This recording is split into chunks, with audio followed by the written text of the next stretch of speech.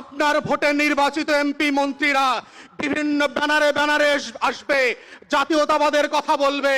কারা আজকে বিভিন্ন ব্যানারে বিভিন্ন ভাবে আওয়ামী লীগকে ফিরায় আনতে চায়, এসালামের টাকায় জাতীয় পার্টির নির্বাচন করতে চায়? ওরা বাংলাদেশের মানুষ না, ওরা দিল্লির গোলাম। ও যে পার্টি থেকে আসে, যে ব্যানারে আসে, ও গণ অভ্যুত্থানের শত্রু। ও আমার 1400 শহীদের রক্তের গাদ্দার মির্জাফর আর ঘসিটি বেগম। তাদেরকে কোনোভাবে আগামী দিনের রাজনীতি নির্বাচন করতে আমরা অ্যালাউ করব না।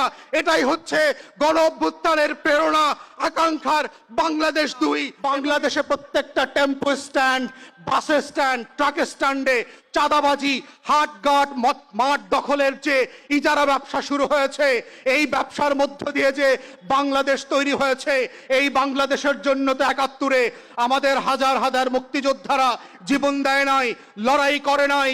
1400 শহীদরা গত বছর 36শে জুলাই করে নাই। তাহলে আমার সেই স্বপ্নের বাংলাদেশটা কোথায়?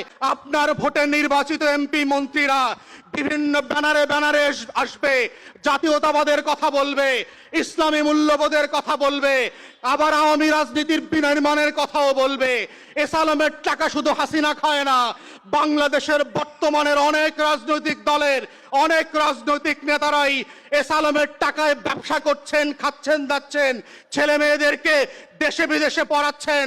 অতএব এই জায়গাতে মাথায় রাখতে হবে 1757 সালের 23শে জুন কিভাবে এই স্বাধীন নবাবী বাংলার পতন ঘটেছিল।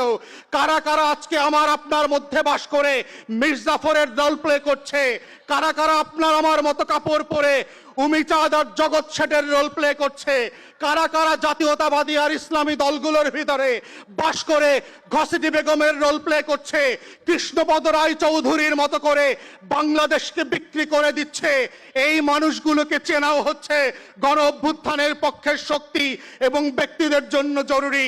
যদি আপনি চান বাংলাদেশ হায়দ্রাবাদ না হোক, যদি আপনি চান এই বাংলাদেশ স্বাধীন থাকবে, সিকিম হবে না, ভুটান হবে না, নেপাল হবে না, হায়দ্রাবাদ হবে না, কাশ্মীর হবে না, তাহলে আপনাকেও আপনার সমাজের ঘাপটি মেরে থাকা সেই মির্জাফর আর ঘসিটি বেগমদেরকে, সেই জগৎ শেঠ, রায়দুল্লাহ আর উমিচাঁদদেরকে চিনতে হবে।